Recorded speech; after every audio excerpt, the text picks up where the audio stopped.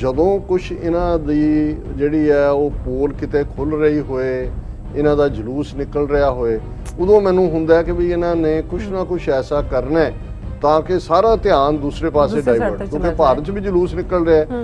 New York Times ਦੀ fake story create ਕਰਕੇ ਕਿ ਜੀ ਮੋਦੀ ਨੂੰ ਜਿਹੜਾ ਓਨਲੀ ਹੋਪ ਆਨ ਦਾ ਅਰਥ, ਉਹ ਨਿਊਯਾਰਕ ਟਾਈਮਜ਼ ਨੇ ਕਿਹਾ ਵੀ ਉਹ ਬੰਦ ਕਰੋ ਇਹ ਫਰਾਡ ਜਿਹੜਾ ਸਾਰਾ। ਜਿਹੜੇ ਇੱਥੇ ਉਹ 3-3 ਫੁੱਟੀਆਂ ਐਂਕਰਾਂ ਸੀ, ਕੋਈ ਅੰਜਨਾ ਤੇ ਕੋਈ ਕਸ਼ਪ ਤੇ ਕੋਈ ਫਲਾਣਾ, ਉਹ ਉਹਨਾਂ ਦੀ ਆਪਣੀ ਉਹਦੇ 'ਚੋਂ foreign office UN permanent mission 'ਚ ਵੜ ਗਈ। ਉਹਦੀ स्नेह दुबे दे अपना कर रही है कि जी आपने जो कहा वो दुनिया में आप बहुत मशहूर हो गई हैं, आप फलाना। उन्हें फड़ के कन्नों बाहर चलिया कि बाहर जो मैंने कहना था वहाँ कह दिया। क्योंकि ईवन काबल के करता प्रवान गुरुद्वारे च भी जो अटैक होया उहदे च भी उही बंदा शामिल सी जिहड़ा कहा गया जी केरला का एक मुसलमान सी, और वही इस्लामिक स्टेट खुरासानी ने उसकी जिम्मेवारी लई सी, जिन्हां ने जलालाबाद वाले भी जिम्मेवारी लई सी। तालिबान का उहदे च कोई रोल नहीं। दर्शकों, ब्रेक तो बाद आप सब जी हाँ कहते हैं। सो व्यूअर्स हुण आपां गलबात करन जा रहे हैं। व्यूअर्स इउं जापदा है कि जो मोदी दी पूरी तरह फेल हुई अमेरिकन फेरी तो बाद भारती खुफिया एजेंसियां राह पाकिस्तान ते अफगानिस्तान विच दहशतगर्दी दीयां जिहड़ियां कार्रवाइयां तेज कर रही है। सो पहला एक खबर ग्वादर विच कायदे आजम मोहम्मद अली जिन्हां दे बुत नूं बंब नाल उड़ाना अते अज दीयां खबरां विच पेशावर विच एक सिख हकीम नूं कुछ अणपछाते कातलां वल्लों कतल कर दिता गया। सो इस बारे आपां गलबात करन जा रहे हैं। सो असीं चाहांगे कि तुसां इस तरह बने रहना, देखण सुन लई एंड लिखण लई तुहाडा सब दा बहुत बहुत शुक्रिया जी। डॉक्टर साहब की कहना चाहोगे? देखो, अज स्टूडियो वाल आण लग्या साडे ह्यूस्टन तो बड़े सूझवान वीर ने, उन्हां दी कॉल आई जी और उन्होंने कहा जी तुसीं ये खबर देखी है कि पेशावर दे विच सरदार सतनाम सिंह ਜਿਹੜੇ हिकमत करते सी, बड़े कामयाब हकीम सन, और ईवन पेशावर रावलपिंडी, पेशावर तो इलावा रावलपिंडी और दूसरे थावां ते भी उन्हां दी मशहूरी सी। उन्हां नूं उन्हां दे क्लिनिक दे विच जाके कतल किया गया। मैं कहा जी मैं हाँ देखी है। कहण लगे कि भी ये इंडियन एजेंसी राह जिहड़ी है हुण इस, और उन्होंने सारे भारतीय मीडिया ने फ्लैश किया है।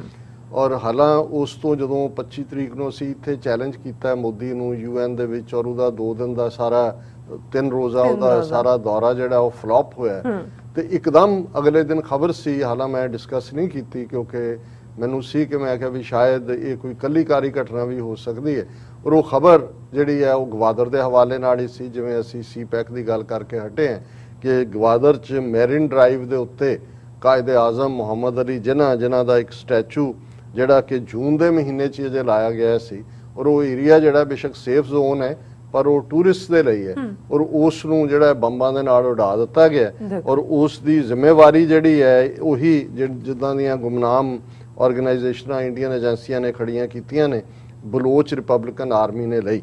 हालां इस दी भी इन्वेस्टिगेशन चल रही है, पर जदों सरदार साहब ने कहा ह्यूस्टन तो भी, हालां मैनूं तो पहले ही नज़र आ रहा सी कि भी ਜਦੋਂ ਕੁਛ ਇਹਨਾਂ ਦੀ ਜਿਹੜੀ ਹੈ ਉਹ ਪੋਲ ਕਿਤੇ ਖੁੱਲ ਰਹੀ ਹੋਏ, ਇਹਨਾਂ ਦਾ ਜਲੂਸ ਨਿਕਲ ਰਿਹਾ ਹੋਏ, ਉਦੋਂ ਮੈਨੂੰ ਹੁੰਦਾ ਕਿ ਵੀ ਇਹਨਾਂ ਨੇ ਕੁਛ ਨਾ ਕੁਛ ਐਸਾ ਕਰਨਾ ਹੈ ਤਾਂ ਕਿ ਸਾਰਾ ਧਿਆਨ ਦੂਸਰੇ ਪਾਸੇ ਡਾਇਵਰਟ, ਕਿਉਂਕਿ ਭਾਰਤ 'ਚ ਵੀ ਜਲੂਸ ਨਿਕਲ ਰਿਹਾ ਹੈ।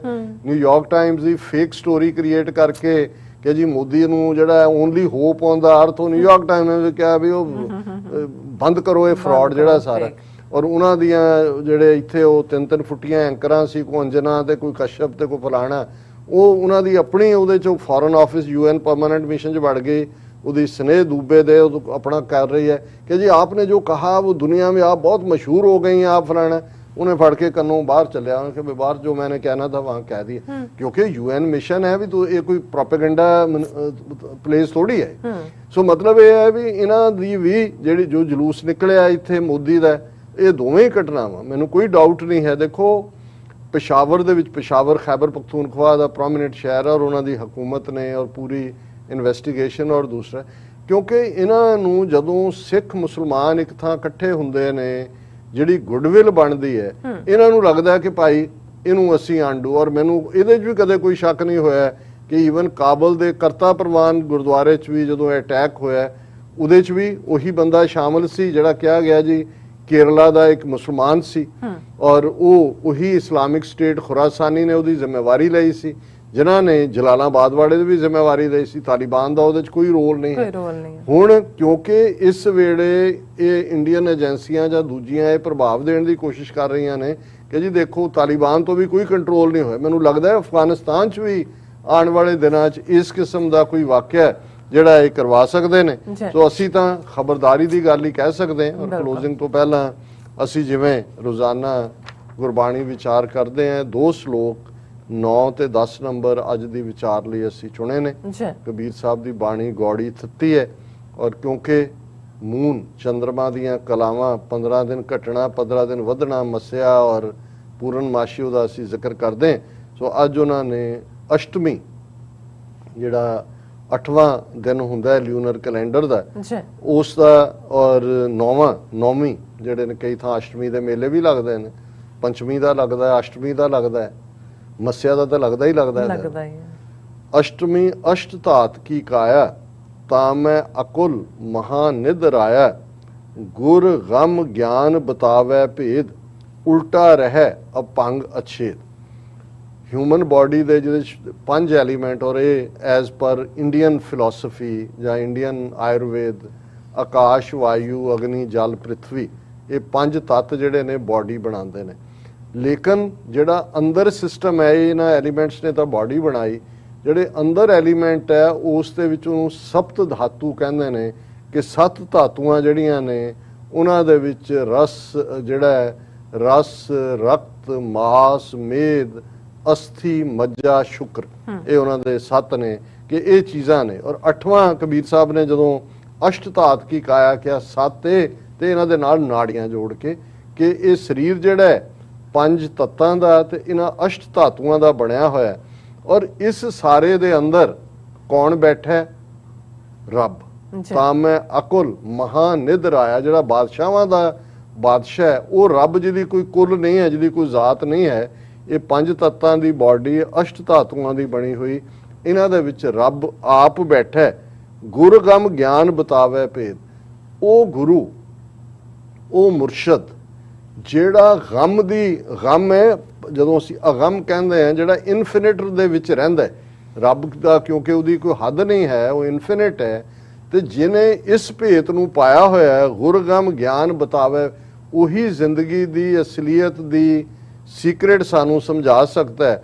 ਉਲਟਾ ਰਹਿ ਅਪੰਗ ਅਛੇਦ ਕਿ ਉਹ ਰੱਬ ਜਿਹੜਾ ਹੈ ਉਹ ਨਾ ਤਾਂ ਟੁੱਟਦਾ ਹੈ, ਅਪੰਗ ਹੈ, ਅਨਬ੍ਰੇਕੇਬਲ ਹੈ ਔਰ ਇੰਪੈਨੀਟਰੇਬਲ ਹੈ। ਉਹ ਉਸ ਦੇ ਵਿੱਚ ਜਿਹੜਾ ਰਹਿੰਦਾ ਹੈ ਔਰ ਜਿਹਨੇ ਇਹ ਅਸ਼ਟ ਧਾਤੂਆਂ ਦੇ ਸਰੀਰ 'ਚ ਰਹਿੰਦੇ ਆ ਰੱਬ ਨੂੰ ਪਾ ਲਿਆ, ਉਹ ਅਲਟੀਮੇਟਲੀ ਉਸ ਰੱਬ ਦੀ ਸੰਗਤ ਦੇ ਵਿੱਚ ਇਸ ਬਾਡੀ 'ਚ ਰਹਿੰਦਿਆਂ ਵੀ ਉਹ ਆਪਣਾ ਜੀਵਨ ਜਿਉਂਦਾ। ਤੇ 9ਵਾਂ ਸ਼ਲੋਕ ਹੈ ਨੌਵੀਂ ਨਵੇਂ ਦੁਆਰ ਕੋ ਸਾਧ ਬੈਤੀ ਮਨਸਾ ਰਾਖੋ ਬਾਂਧ ਲੋਭ ਮੋਹ ਸਭ ਬੀਸਰ ਜਾਹੋ ਜੁਗ ਜੁਗ ਜੀਵੋ ਅਮਰ ਫਲ ਖਾਓ। ਹੁਣ 5 ਤੱਤ ਅਸ਼ਟ ਧਾਤੂਆਂ ਤੇ 9 ਦਰਵਾਜ਼ੇ ਨੇ ਬਾਡੀ ਦੇ ਜਿਹੜੇ ਬਾਹਰਲੀ ਦੁਨੀਆ ਦੇ ਨਾਲ ਅੱਖਾਂ ਕੰਨ ਨੱਕ ਜਿਹੜਾ ਲਿੰਗ ਗੁਦਾ ਜਿਹੜੀ ਬਾਹਰਲੀ ਦੁਨੀਆ ਦੇ ਨਾਲ ਕਮਿਊਨੀਕੇਟ ਕਰਦੇ ਨੇ। ਔਰ ਇਸੇ ਲਈ ਗੁਰਬਾਣੀ 'ਚ ਅਸੀਂ ਤੋਂ ਕਹਿੰਦੇ ਹਾਂ ਕਿ 9 ਦੁਆਰੇ ਪ੍ਰਗਟ ਕੀਏ 10ਵਾਂ ਗੁਪਤ ਰਖਾਇਆ। ਹੁਣ ਜਿਹੜਾ ਵਿਜ਼ਡਮ ਹੈ ਜਿਹੜੀ ਸਪਿਰਿਚੁਅਲ ਐਨਲਾਈਟਨਮੈਂਟ ਹੈ ਜਿਹੜਾ ਅੰਦਰ ਰੱਬ ਦੀ ਰਿਅਲਾਈਜੇਸ਼ਨ ਹੈ ਉਹ 10ਵਾਂ ਦਰਬਾਰ ਹੈ 10ਵਾਂ ਦਰਵਾਜ਼ਾ। ਸੋ ਕਬੀਰ ਸਾਹਿਬ ਕਹਿੰਦੇ ਨੇ ਕਿ ਵੀ ਇਹ ਜਿਹੜੀ ਚੰਦਰਮਾ ਦੀ 9ਵੀਂ ਹੈ 9ਵੀਂ ਥਿਤ ਤੈਨੂੰ ਇਹ ਯਾਦ ਦਹਾਨੀ ਕਰਵਾਉਂਦੀ ਹੈ 9ਵੀਂ ਨਵੇਂ ਦੁਆਰ ਕੋ ਸਾਧ ਕਿ ਇਹ ਜਿਹੜੇ 9 ਦਰਵਾਜ਼ੇ ਨੇ ਬਾਡੀ ਦੇ ਜਿਹੜੇ ਡਿਜ਼ਾਇਰਸ ਪੈਦਾ ਕਰਦੇ ਨੇ ਇੱਛਾਵਾਂ ਪੈਦਾ ਕਰਦੇ ਨੇ ਖੁਆਇਸ਼ਾਤ ਪੈਦਾ ਕਰਦੇ ਨੇ ਜਿਨ੍ਹਾਂ ਪਿੱਛੇ ਤੂੰ ਦੌੜਦਾ ਪਹਿਲਾਂ ਇਹਨਾਂ ਨੂੰ ਸਾਧ ਆਪਣੀਆਂ ਖੁਆਇਸ਼ਾਂ ਦੇ ਉੱਤੇ ਇਹਨਾਂ 9 ਦਰਵਾਜ਼ਿਆਂ ਦੇ ਉੱਤੇ ਕੰਟਰੋਲ ਕਰ। ਬਹੁਤੀ ਮਨਸਾ ਰਾਖੋ ਬੰਦ। ਮਨਸਾ ਹੁੰਦੀ ਹੈ ਡਿਜ਼ਾਇਰ ਕਿ ਤੇਰੀਆਂ ਜਿਹੜੀਆਂ ਡਿਜ਼ਾਇਰਸ ਨੇ ਉਹਨਾਂ ਨੂੰ ਬੰਨ੍ਹ ਕੇ ਰੱਖ ਉਹਨਾਂ ਤੇ ਕਾਬੂ ਕਰ। ਲੋਭ ਮੋਹ ਸਭ ਬੀਸਰ ਜਾਓ ਕਿ ਗਰੀਡ ਔਰ ਅਟੈਚਮੈਂਟ ਦੁਨੀਆ ਦੇ ਵਿੱਚ ਫਸਿਆ ਹੋਣਾ ਕੁੱਲ ਟੱਬਰ ਪੁੱਤਰ ਧੀਆਂ ਉਹਨਾਂ ਦੇ ਲਈ ਝੂਠ ਬੋਲਣਾ ਸਾਰਾ ਠੱਗੀਆਂ ਠੌਰੀਆਂ ਇਸ ਕੰਮ ਦੇ ਲਈ ਜੇ ਉਸ ਰੱਬ ਦੇ ਨਾਲ ਜੁੜ ਜਾਓ ਜੁਗ ਜੁਗ ਜੀਵੋ ਅਮਰ ਫਲ ਖਾਓ ਕਿ ਜੇ ਉਸ ਰੱਬ ਦੇ ਨਾਲ ਮੁਹੱਬਤ ਹੋਏ ਰੱਬ ਦਾ ਰਸਤਾ ਤੁਸੀਂ ਚੁਣ ਲਓ ਤੇ ਫਿਰ ਲੋਭ ਮੋਹ ਸਭ ਬੀਸਰ ਜਾਓ।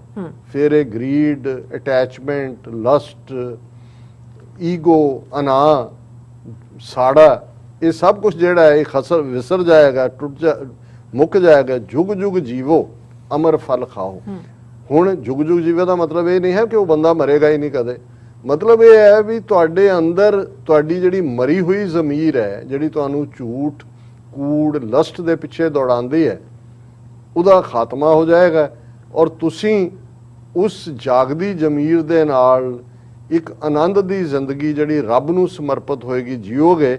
ਇਹ ਹੀ ਹੈ ਜੁਗ ਜੁਗ ਜੀਵੋ। ਜਦੋਂ ਅਸੀਸ ਵੀ ਹੁੰਦੀ ਹੈ ਕਿ ਭਾਈ ਉਹਦੇ 'ਚ ਹੈਲਥ ਵੀ ਹੁੰਦੀ ਹੈ, ਪ੍ਰੋਸਪੈਰਿਟੀ ਵੀ ਹੁੰਦੀ ਹੈ, ਪਰ ਸਭ ਤੋਂ ਵੱਡੀ ਗੱਲ ਹੁੰਦੀ ਹੈ ਅਮਰ ਫਲ ਖਾਓ, ਕਿ ਇਹ ਜਿਹੜੀ ਜ਼ਮੀਰ ਹੈ, ਰੂਹ ਹੈ, ਇਹ ਕਦੇ ਨਾ ਮਰਨ ਵਾਲੀ ਹੈ। ਇਸ ਆਨੰਦ ਨੂੰ ਤੁਸੀਂ ਮਾਣੋਗੇ।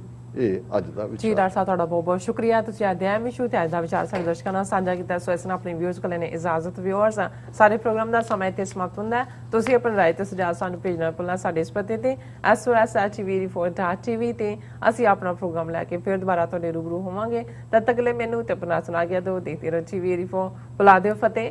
ਵਾਹਿਗੁਰੂ ਜੀ ਕਾ ਖਾਲਸਾ, ਵਾਹਿਗੁਰੂ ਜੀ ਕੀ ਫਤਿਹ। ਰੱਬ ਰਾਖਾ।